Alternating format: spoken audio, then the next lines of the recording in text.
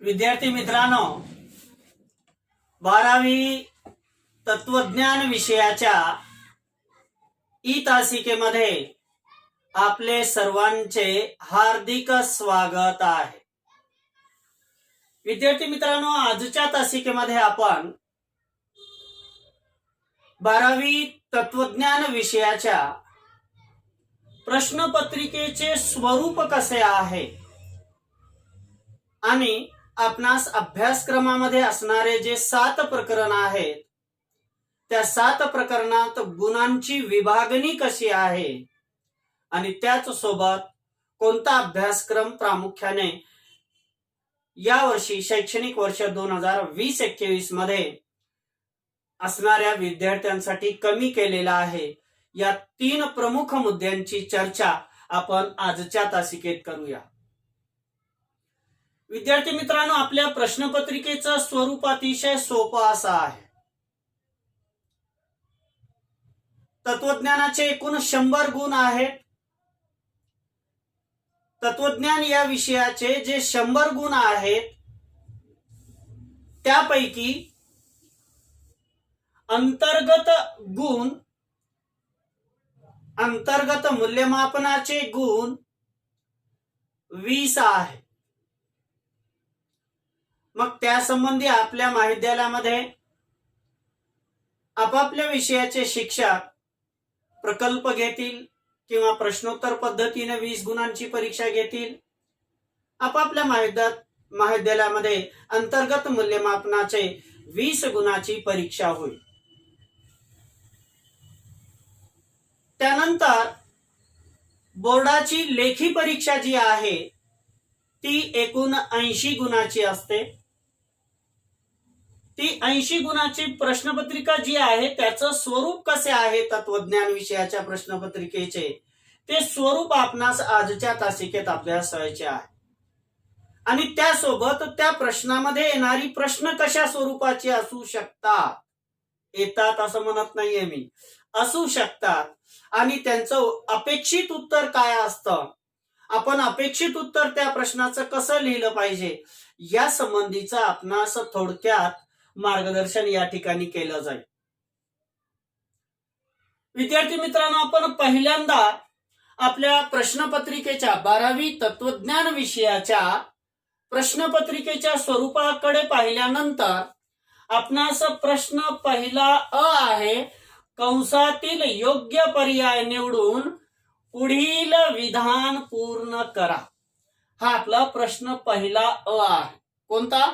कंसातील योग्य पर्याय निवडून पुढील विधान पूर्ण करा। यासाठी आपणास प्रश्न पहिला अ साठी गुण आहेत एकूण 6। गुण किती आहेत? 6। म्हणजे प्रश्न पहिला अ हा रिकाम्या जागी योग्य शब्द, कंसामध्ये दिलेले जे पर्याय आहे त्यापैकी योग्य शब्द निवडून ते विधान आपणास पूर्ण करून लिहावयाचे आहे। पूर्ण करून लिहावयाचे आहे या शब्दांवर जोर यासाठी देत आहे की बरेचशी मुलं रिकाम्या जागाचा प्रश्न सोडवत असताना 1 2 3 4 5 6 आणि समोर फक्त त्याच्यातला एखादा पर्याय लिहितात। असं आपण लिहू नये, ती चुकीची पद्धत आहे उत्तर लिहिण्याची।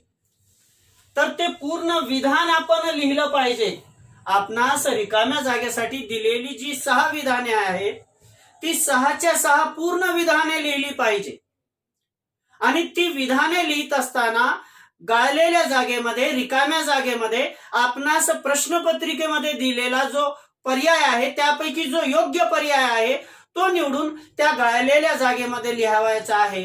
आणि गाळलेल्या जागेत योग्य पर्याय निवडून लिहिल्यानंतर आपण लक्षपूर्वक त्याला डबल अधोरेखित, डबल अंडरलाईन करावयाची आहे। यासाठी डबल अधोरेखित किंवा अंडरलाईन करावयाची आहे की तपासणारा शिक्षक जो आहे त्या शिक्षकाला पटकन लक्षात येईल की या विधानामध्ये गाळलेला शब्द हा आहे आणि विद्यार्थ्याने त्याला अधोरेखित केलेला आहे। अशा पद्धतीने आपणास 6 रिकाम्या जागा सोडवायच्या आहेत। एका रिकाम्या जागेला 1 गुण, असे एकूण 6 गुण आहेत। असे हे 6 गुण पैकीच्या पैकी आपण 6 सेकंदामध्ये घेऊ शकतो। आपला तसा अभ्यास असला पाहिजे. रिकाम्या जागांचा अभ्यास करत असताना विद्यार्थी मित्रांनो, आपल्या अभ्यासक्रमामध्ये पाठ्यपुस्तकात प्रकरणाच्या शेवटी स्वाध्यायामध्ये जी दिलेल्या रिकाम्या जागा आहे, प्रामुख्याने आपण त्यांचा अभ्यास करावा. जास्तीत जास्त रिकाम्या जागा या आपल्या स्वाध्यायामध्ये प्रकरणाच्या शेवटी, पुस्तकात प्रकरणाच्या शेवटी दिलेल्या ज्या रिकाम्या जागा आहेत त्यातूनच येत असतात.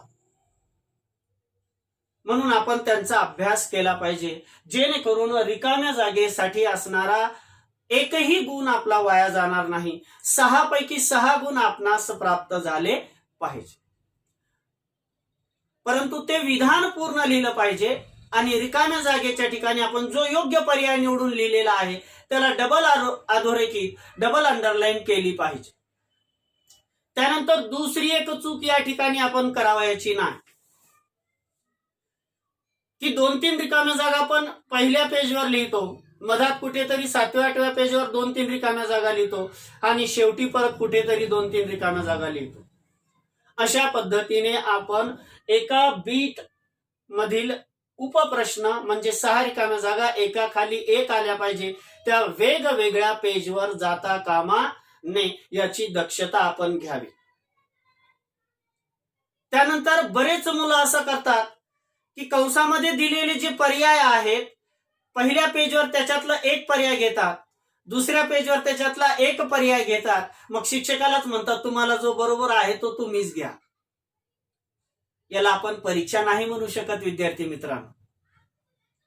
आपणास योग्य कोणता आहे ते निवडून लिहावायचा पर्याय आणि तो एकदाच लिहावायचा आहे.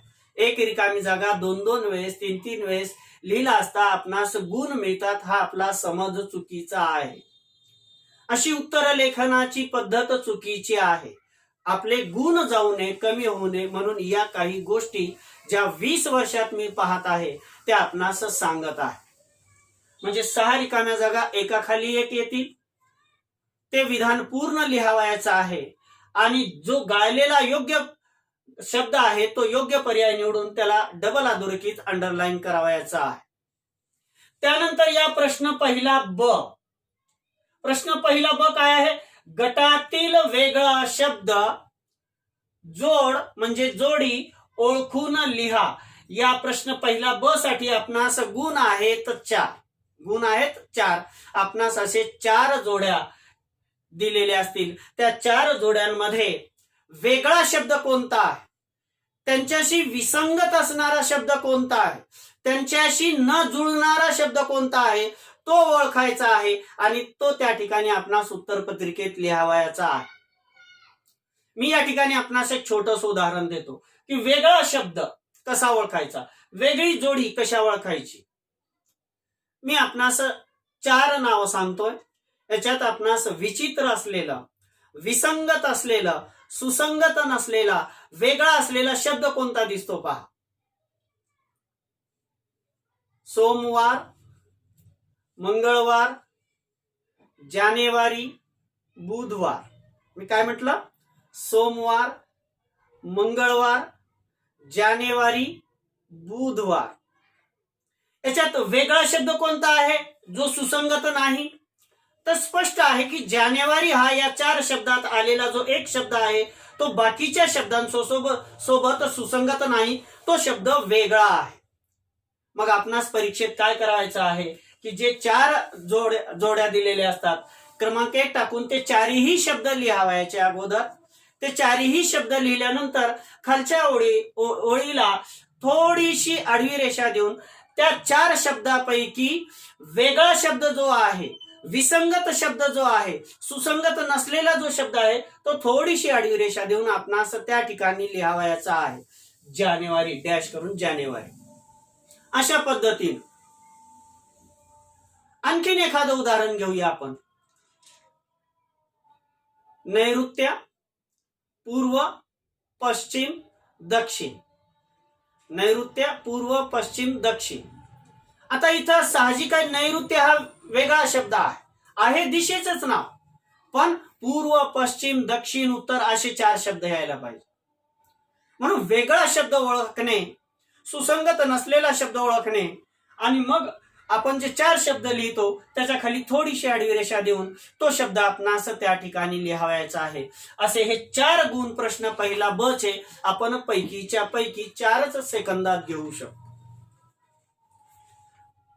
आता याचंही उत्तर आपण वेगवेगळ्या पेजवर लिहावायचं नाही. अ बीट संपल्यानंतर त्याच्या खाली लागलीच ब बीट आलं पाहिजे. बीट लिहित असताना अ बीट लिहिल्यानंतर ब बीट लिहिण्यासाठी नवीन पेजची आवश्यकता नाही. नवीन पेजची आवश्यकता नाही. जिथपर्यंत अ बीट संपलेला आहे त्याच्या खाली एखादी ओळ आपण सोडून ब बीट लिहिलं पाहिजे. मुलं पेज भरण्यासाठी 6 रिकाम्या जागा एका पेजवर जोड्याला एका पेजवर असं करतात. तसं आपण कदापि करू नये. का करू नये ते मी या व्हिडिओच्या शेवटी सांगेन. त्यानंतर विद्यार्थी मित्रांनो, प्रश्न पहिला क आहे आपला. संकल्पना चित्र तक्ता ओघ तक्ता पूर्ण करा. यासाठी आपणास परीक्षेत असणारे गुण आहेत 6. परत प्रश्न वास्तविक प्रश्न पहिला क. संकल्पना चित्र तक्ता किंवा ओघ तक्ता पूर्ण करा. यासाठी आपणास परीक्षेत असणारे गुण आहेत 6. आता या ठिकाणी काय असतं? संकल्पना चित्र तक्ता ओघ तक्ता यामध्ये 3 वेगवेगळ्या गोष्टी आहेत. तक्ता ओघ तक्ता एखाद्या वेळेस समानार्थी आहे शब्द, तिथं आपण सहज ओळखून घेऊ. पण संकल्पना चित्र एखादं चित्र दिलेलं असतं, त्याचं विश्लेषण किंवा त्यातले काही शब्द लिहायचे असतात. तक्ता किंवा ओघ तक्ता काय असतो? तर आपणास त्या ठिकाणी एक शब्द दिलेला असतो आणि त्याच्या बाजूला गोल करून त्रिकोण करून जसा तक्ता असेल परीक्षेत दिलेला त्या तक्त्यामध्ये आपणास उर्वरित त्याच्याशी संबंधित असणारी आपणास त्या गोलमध्ये दिलेला जो शब्द आहे त्या ठिकाणी त्या शब्दाशी संबंधित असणारे शब्द आपणास लिहावयाचे आहेत. आणि त्याला असणारे गुण किती आहेत? 6 आहेत. त्याला असणारे गुण किती आहेत? 6 गुण आहेत. अशा पद्धतीनं आपणास संकल्पना चित्र तक्ता ओघ तक्ता पूर्ण करावयाचा आहे. आता पहा, बुद्धिवादी तत्वज्ञ असं मधामध्ये आपणास दिलेलं आहे राऊंड करून आणि त्याच्या बाजूला बाण दाखवून 2 वर्तुळ आपणास रिकामे दिलेले आहे. याचा अर्थ आपणास त्या 2 रिकाम्या असलेल्या वर्तुळांमध्ये बुद्धिवादी तत्वचिंतकाची कोणत्याही 2 बुद्धिवादी तत्वचिंतकांची नावं लिहावयाची आहे. देकार्त, लाइबनिझ जे काही बुद्धिवादी तत्वज्ञ असतील त्यांचं नाव त्या ठिकाणी लिहायचं आहे. अशा पद्धतीने प्रश्न पहिला क आपणास पूर्ण करायचा आहे आणि त्यासाठी असणारे 6 गुण प्राप्त करायचे आहेत. इथंही आपला एकही गुण कमी होत नाही. आता पुढे या. प्रश्न पहिला ड. दिलेल्या विधानांसाठी वापरण्यात येणाऱ्या तत्वज्ञानातील संज्ञा लिहा. परत एकदा वाचतोय. प्रश्न पहिला ड. दिलेल्या विधानांसाठी वापरण्यात येणाऱ्या तत्वज्ञानातील संज्ञा लिहा. याला गुण आहेत आपणास 4. गुण किती आहेत? 4. आता तत्वज्ञानातील संज्ञा लिहा दिलेल्या विधानांसाठी म्हणजे काय? तर आपणास प्रश्नपत्रिकेमध्ये व्याख्या दिलेली असते, परंतु ती व्याख्या कशाची आहे तो शब्द त्या ठिकाणी नसतो. तो शब्द त्या ठिकाणी नसतो. तर आपणास ती व्याख्या कशाची आहे हे ओळखून तो शब्द त्या ठिकाणी लिहावयाचा असतो. अशी आपणास 4 विधाने दिलेली असतात. आपण ते विधान पूर्ण लिहायचं. खालच्या वेळेला थोडीशी आडवी रेषा द्यायची आणि ती कशाची व्याख्या आहे तो एकच शब्द आपणास त्या ठिकाणी लिहावायचा आहे. नाहीतर क्रमांक 1, 2, 3, 4 फक्त तो शब्द व्याख्येचा लिहावायचा नाही. अगोदर विधान लिहिणे आणि मग खालच्या वेळेला थोडीशी आडवी रेषा देऊन ती व्याख्या कशाची आहे तो शब्द त्या ठिकाणी आपणास लिहावयाची आहे. त्याला आपण संज्ञा असा शब्द दिलेला आहे. व्याख्येचा शब्द कोणता? संज्ञा. उदाहरणार्थ पहा, शहाणपणाविषयीचे प्रेम एवढं दिलेलं असतं परीक्षेत. मग आपण क्रमांक 1 ला आलेला आहे समजून उत्तरपत्रिकेमध्ये क्रमांक 1 लिहा. शहाणपणाविषयी प्रेम असं लिहा. खालच्या ओळीला थोडीशी आडवी रेषा द्या आणि त्या ठिकाणी लिहा तत्वज्ञान. शहाणपणाविषयी प्रेम ही कशाची व्याख्या आहे? तत्वज्ञानाची. मग तो शब्द ओळखायचा असतो. अशा पद्धतीने आपला पहिला प्रश्न आहे, ज्याच्यात अ 6 गुणासाठी आहे, ब 4 गुणासाठी आहे, क 6 गुणासाठी आहे आणि ड 4 गुणासाठी आहे. असे 6 4 6 4 एकूण पहिला प्रश्न आपला 20 गुणांसाठी आहे, जो वस्तुनिष्ठ गुणांचा आहे, वस्तुनिष्ठ प्रश्नांचा आहे. हे 20 पैकी 20 गुण आपण घेऊ शकतो आणि अंतर्गत मूल्यमापनाचे 20 गुण किती झाले? 40 गुण झाले. विद्यार्थी मित्रांनो, उत्तीर्ण झालो आपण? झालो. फक्त उत्तीर्ण होण्यासाठी आपण हा विषय अभ्यासायचा नाहीये, तर या विषयामध्ये आपण जास्तीत जास्त गुण कसे प्राप्त करता येतील, 80 पैकी 80 गुण आपण प्राप्त करू शकतो या विषयामध्ये. आणि बरीच मुलं प्रत्येक वर्षी प्रत्येक बोर्डामध्ये प्राप्त करत असतात, फक्त त्याच्यामध्ये व्यवस्थितपणा उत्तरपत्रिकेत असला पाहिजे. आता या आपल्या प्रश्न दुसरा आहे, खालील प्रश्नांची 20 ते 25 शब्दात उत्तरे लिहा. प्रश्न दुसरा कोणता आहे? खालील प्रश्नांची 20 ते 25 शब्दात उत्तरे लिहा. इथं आपणास कोणतेही 5 सोडवायचे आहेत. आपणास दिलेली असतात 7. त्या 7 पैकी कोणत्याही 5 प्रश्नांची उत्तरे 20 ते 25 शब्दांमध्ये आपणास लिहायचे आहे आणि त्यासाठी असणारे गुण आहेत 10. म्हणजे एका प्रश्नासाठी किती गुण आले? 2. आता 20 ते 25 शब्दात उत्तरे लिहा हा प्रश्न असा आहे की तिथं तुम्हाला नेमकंच उत्तर लिहिलं पाहिजे, कारण 20 ते 25 शब्द हे 4 ते 5 ओळीमध्ये बसतात. जास्त ओळींचा उपयोग आपणास करावयाचा नाही. 4 ते 5 ओळीत 20 ते 25 शब्द बसतात. म्हणजे आपणास या प्रश्नाचं उत्तर लिहित असताना, प्रश्न दुसऱ्याचं उत्तर लिहित असताना नेमकंच उत्तर त्या ठिकाणी आपणास लिहावं लागतं. दुसरं उत्तर विश्लेषण करावयाची आवश्यकता नाही. इथंही आपणास 2 पैकी 2 गुण मिळतात. एकही गुण कटत नाही. 2 पैकी 2 म्हणजे 5 चे 10 झाले गुण, म्हणजे 10 पैकी 10 गुण प्रश्न दुसऱ्याचे आपण घेऊ शकतो. आपला इथं एकही गुण कमी होऊ शकत नाही. पण त्यासाठी अट ही आहे की आपलं उत्तर त्या प्रश्नाचं नेमकं असलं पाहिजे. अपेक्षित उत्तर त्या ठिकाणी आलं पाहिजे, तरच 2 पैकी 2 गुण मिळतात. आपण काहीही लिहाल, 2 गुण प्राप्त व्हाय म्हणाल, होत नाही. आता या प्रश्न तिसऱ्याकडे. प्रश्न तिसरा आहे आपला टिपा लिहाचा. प्रश्न तिसरा कोणता आहे? टिपा लिहाचा. कोणत्याही 3 टिपा लिहायच्या आहेत. आपणास दिलेल्या असतात 5 टिपा लिहासाठी आणि आपणास त्यात सोडवायच्या आहेत 3 टिपा द्या. त्यासाठी असणारे गुण आहेत 9. म्हणजे एका टिपाद्यासाठी 3 गुण आहे. आता टिपाद्याचा प्रश्न लिहित असताना आपण थोडंसं मुद्देसूद त्यात लिखाण केलं पाहिजे. जर त्या प्रश्नाच्या उत्तरामध्ये मुद्दे तयार होत नसतील तर किमान आपण 2 ते 3 पॅरेग्राफ करून, एक 6-7 ओळीनंतर पॅरेग्राफ पाडून, जर 2-3 पॅरेग्राफ पाडून 2-3 पॅरेग्राफ करून आपण टिपाद्याचं उत्तर लिहिलं, टिपाद्यामध्ये आलेल्या प्रश्नांची उत्तरं लिहिली, तर इथंही आपला गुण कमी होत नाही. कारण लिखाणातील व्यवस्थितपणा आणि नेमके उत्तर लिहिण्याची सवय आपणास 9 पैकी 9 गुण देतात. या ठिकाणी एकही किंवा अर्धाही गुण कमी होत नाही. पण नेमकं उत्तर आलं पाहिजे, अपेक्षित उत्तर त्या ठिकाणी आलं पाहिजे. मुद्देसूद लिखाण येऊ द्या किंवा पॅरेग्राफ करून लिखाण येऊ द्या, त्या प्रश्नाचं संपूर्ण अपेक्षित असणारं उत्तर त्या ठिकाणी आलं पाहिजे. बरेच मुलं याचं टिपाद्याचं उत्तर आम्ही किती पेज लिहावं असं विचारतात. पेज लिहून आपणास वजन करून गुण द्यावयाचे नाहीयेत. आपणास लिखाण किती केलं आहे यापेक्षा ते लिखाण, ते उत्तर विद्यार्थ्याने कसं लिहिलं आहे हे पाहून त्याला गुणदान दिले जातात.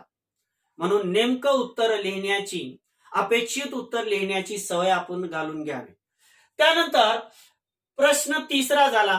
प्रश्न चौथा अ. इथं 2 बीट आहेत. प्रश्न चौथा अ. पहिला बीट पाहू. फरक स्पष्ट करा.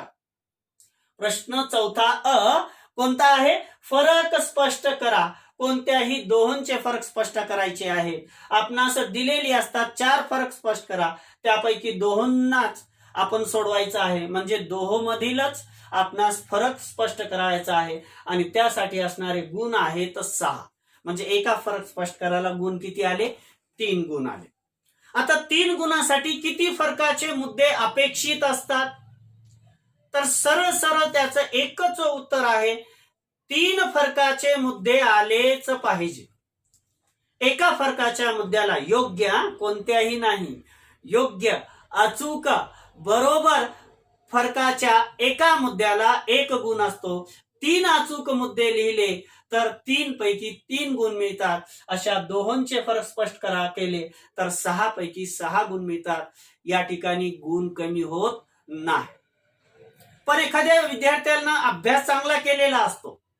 काही विद्यार्थी चांगला अभ्यास करतात आणि त्यांना 3च्या ऐवजी 4 मुद्दे लिहितात, 5 मुद्दे लिहितात. हरकत नाही, चांगली गोष्ट आहे. परंतु किमान कमीत कमी 3 मुद्दे अपेक्षित असतात. त्यानंतर या प्रश्न 4थ्या ब कडे, खालील विधाने सत्य की असत्य ते सकारण सांगा. आपण प्रश्न पूर्ण वाचतच नाही. खालील विधाने सत्य की असत्य पटकन लिहायला सुरू करतो. 1 2 3 4 सत्य असत्य सत्य असत्य, पुढे वाचलंच नाही. सकारण सांगा म्हटलेलं आहे. खालील विधाने, प्रश्न 4था ब आहे, खालील विधाने सत्य की असत्य ते सकारण सांगा. कोणतेही 5 विधाने सत्य की असत्य ते सकारण सांगायचं आहे. दिलेली असतात 7 विधाने. त्या 7 विधानापैकी कोणतीही 5 विधाने सत्य की असत्य हे सकारण सांगावयाचे आहे आणि याला असणारे गुण आहेत 10. म्हणजे एका विधानाचं सत्य असत्य आणि कारण सांगण्यासाठी 2 गुण आहे. आता या ठिकाणी मस्ट आहे, याचं उत्तर लिहित असताना क्रमांक 1, ते विधान आपण लिहिलंच पाहिजे, अनिवार्य आहे, कंपल्सरी आहे. ते विधान लिहून मग खाली थोडीशी आडवी रेषा द्या आणि मग ते विधान सत्य आहे की असत्य आहे याचा उल्लेख करा आणि ती ओळ सोडून देऊन त्याच्या खालच्या ओळीला कारण आणि मग ते 2 ते 3 ओळीमध्ये त्याचं कारण सांगा.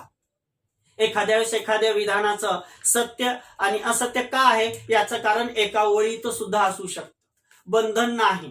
परंतु ते कारण आपण जे सांगतो ते कारण समर्पक असलं पाहिजे, सुसंगत असलं पाहिजे, तरच आपणास त्याचे पैकीच्या पैकी गुण मिळतात.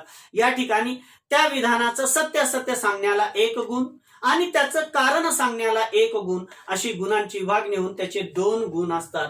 इथंही आपला एकही गुण कमी होत नाही. इथंही 10 पैकी 10 गुण घेऊ शकतो. म्हणजे प्रश्न 4था अ 6 गुण, प्रश्न 4था ब 10 गुण, असा प्रश्न 4था पूर्ण 16 गुणासाठी आहे. प्रश्न पहिला 20 गुणासाठी, प्रश्न दुसरा 10 गुणासाठी, प्रश्न तिसरा 9 गुणासाठी आणि प्रश्न 4था 16 गुणासाठी आहे. इथंही आपण 16 पैकी 16 गुण घेऊ शकतो. आता या प्रश्न 5व्याकडे विद्यार्थी मित्रांनो, प्रश्न 5वा आहे, खालील विधानांचे किंवा संकल्पनांचे उदाहरणासहित 80 ते 100 शब्दात स्पष्टीकरण करा. कोणतेही 2-3 दिलेली असतात. त्या 3 पैकी आपणास जे येतात, सोपे वाटतात ते 2 सोडवायचे आहेत आणि त्यासाठी असणारे गुण आहेत 10. म्हणजे एकासाठी गुण आहेत 5. आता यांचं उत्तर लिहित असताना, विधानांचं स्पष्टीकरण करत असताना, संकल्पनांचं स्पष्टीकरण करत असताना त्या संकल्पनेचं स्पष्टीकरणामध्ये उदाहरणही आलं पाहिजे. त्या विधानाच्या स्पष्टीकरणामध्ये उदाहरणही आलं पाहिजे आणि उदाहरण देऊन जर त्या प्रश्नाचं, त्या विधानांचं उत्तर आपण दिलेलं असेल तर आपणास या ठिकाणी 5 पैकी 5 गुण मिळतात. अर्धाही गुण कमी होत नाही. फक्त अट हीच आहे, अपेक्षित उत्तर आलं पाहिजे, अचूक उत्तर आलं पाहिजे, योग्य उत्तर आलं पाहिजे. अनावश्यक त्या ठिकाणी लिखाण आपण करावयाचं नाही. इथंही मुलं किती पेज लिहिलं पाहिजे असं म्हणतात. एखाद्या संकल्पनेचं उत्तर 1 पेज बसू शकतं, एखाद्या संकल्पनेचं उत्तर 1.25 पेज ते 1.5 पेज बसू शकतं. परंतु त्या प्रश्नाचं अपेक्षित उत्तर त्या ठिकाणी यावं. ते किती पेज भरलं याकडे आपण लक्ष देऊ नये. कारण माझा वैयक्तिक अनुभव आहे, की मुलं जे व्यवस्थित उत्तरपत्रिका लिहितात, जी आपली 27 पेजची उत्तरपत्रिका असते, त्यात 20 ते 21 पेजच ते लिखाण करतात, परंतु 80 पैकी 80 गुण घेतात, कारण त्यांच्या लिखाणामध्ये व्यवस्थितपणा आहे. आणि तो का असला पाहिजे या व्हिडिओच्या शेवटी सांगेल. आता प्रश्न 6 आहे, खालील तात्विक संकल्पना किंवा समस्या किंवा प्रसंग यांना उद्देशून संवाद लिहा. परत प्रश्न वाचतोय, प्रश्न 6, खालील तात्विक संकल्पना, समस्या, प्रसंग यांना उद्देशून संवाद लिहा. कोणताही एक लिहायचा आहे. आपणास तिथं दिलेल्या तात्विक संकल्पना 2 असू शकतात, समस्या 2 असू शकतात किंवा प्रसंग 2 असू शकतात. त्या 2 पैकी आपणास एकच सोडवायचा आहे आणि त्यासाठी असणारे गुण आहेत 5. आता संवाद लेखन हा आतापर्यंतचा असलेला नवीन प्रश्न आहे आणि अतिशय सुंदर आहे. मुलांच्या भाषा कौशल्याला, भाषिक सामर्थ्याला, शाब्दिक सामर्थ्याला चालना देणारा हा प्रश्न आहे. कारण संवादामध्ये पात्र येतात आणि त्या पात्रांच्या संवादामधून आपणास दिलेली ती तात्विक संकल्पना किंवा समस्या किंवा प्रसंग स्पष्ट करावयाचा असतो. म्हणजे आपण जो संवाद लिहित आहोत पात्र घेऊन, त्या पात्रांच्या संवादातून ती संकल्पना स्पष्ट झाली पाहिजे किंवा ती समस्या स्पष्ट झाली पाहिजे किंवा तो प्रसंग स्पष्ट झाला पाहिजे, तरच आपणास याचे 5 पैकी 5 गुण मिळतात. म्हणून संवाद लेखन याविषयी आपण थोडस माहिती घेतली पाहिजे की संवादामध्ये पात्र वेगवेगळे येतात आणि त्या पात्राच्या संवादातून, त्या पात्रांच्या संवादातून आपण ती संकल्पना, समस्या किंवा प्रसंग याला आपण स्पष्ट करत असतो, निर्देशित करत असतो, अधोरेखित करत असतो. इथंही आपला गुण कमी होऊ शकत नाही. आता संवाद हा 8 ते 10 ओळींचाही असू शकतो, संवाद हा 1 पेजचाही असू शकतो, संवाद हा 1.5 पेजचाही असू शकतो, 2 पेजचाही असू शकतो. परंतु अट ही आहे की त्या संवादातून ती तात्विक संकल्पना, ती तात्विक समस्या, तो तात्विक प्रसंग त्या संवादाच्या माध्यमातून स्पष्ट निर्देशित झालाच पाहिजे, तरच आपणास त्याचे असणारे 5 पैकी 5 गुण हे प्राप्त होत असतात. आता या आपल्या शेवटच्या प्रश्नाकडे, प्रश्न 7, खालील पैकी कोणत्याही एका प्रश्नाचे 150 ते 200 शब्दात उत्तर लिहा. परत वाचतोय, प्रश्न 7 आपला शेवटचा, खालील पैकी कोणत्याही एका प्रश्नाचे 150 ते 200 शब्दात उत्तर लिहा. कोणतेही एक, इथं 2 प्रश्न दिलेले असतात, त्या 2 प्रश्नापैकी आपणास जो सुलभ वाटेल, सोपा वाटेल त्या प्रश्नाची निवड करून लिखाण करायचं आहे आणि त्यासाठी असणारे गुण आहेत 10. इथंही आपण 10 पैकी 10 गुण घेऊ शकतो. परंतु प्रश्न 7व्याचं उत्तर लिहित असताना मुद्देसूद लिखाण करा. मुद्दे जर होत नसतील तर पॅरेग्राफ पाडा आणि त्यामध्ये उदाहरणे देऊन तो प्रश्न त्या ठिकाणी व्यवस्थितपणे सोडवा. उदाहरणे देऊन, पॅरेग्राफ पाडून, मुद्दे करून जर आपण 7वा प्रश्न व्यवस्थितपणे लिहिला, मग ते 1.5 किंवा 2 पेज असू शकतं किंवा 2.5 पेज असू शकतं, तर त्याचे आपले 10 पैकी 10 गुण मिळतात. इथं आपण थोडस जर बारकाईनं उत्तर लिहिलं, पाहिजे तेच उत्तर लिहिलं, संपूर्ण मुद्द्यांचा उल्लेख केला, उदाहरण आपण त्याच्याशी संदर्भ असलेलं उदाहरण आपण जर त्या ठिकाणी दिला, मुद्देसूद विश्लेषण केलं, पॅरेग्राफ व्यवस्थित केले, तर आपणास 10 पैकी 10 गुण मिळतात. अर्धा गुण सुद्धा कमी होत नाही. म्हणजे हे 80 पैकी 80 गुण आपण घेऊ शकतो. अशा पद्धतीने ही उत्तरपत्रिका आपणास लिहायची आहे. आता उत्तरपत्रिका लिहित असताना विद्यार्थी मित्रांनो, एक काळजी आपण घ्या. मी परीक्षेशी संबंधित महत्वाचे घटक या व्हिडिओमध्येही सांगितलेलं आहे.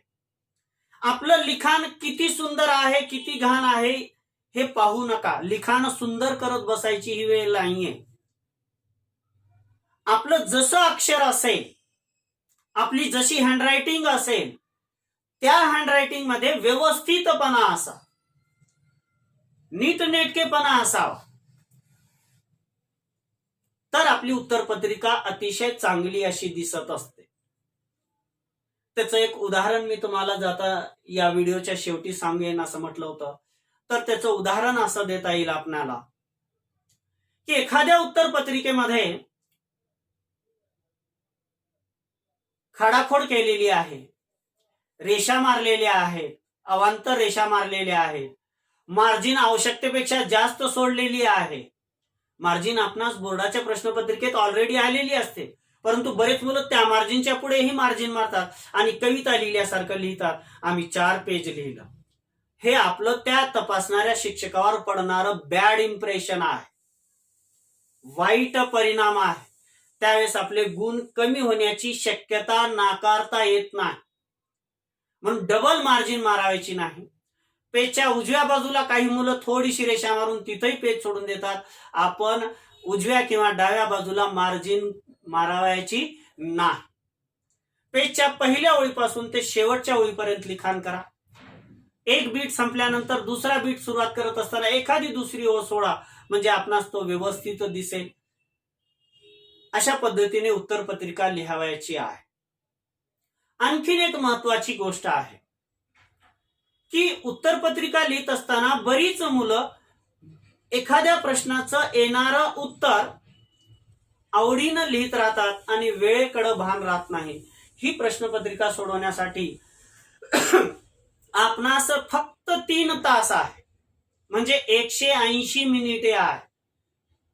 मग आपण परीक्षेपूर्वी नियोजन करा, त्या 180 मिनिटांपैकी किती मिनिटांमध्ये मी पहिला प्रश्न सोडवला पाहिजे, किती मिनिटांमध्ये दुसरा प्रश्न, तिसरा प्रश्न, चौथा प्रश्न, 5वा प्रश्न, 6वा प्रश्न आणि 7वा प्रश्न सोडवला पाहिजे, याचं नियोजन करा.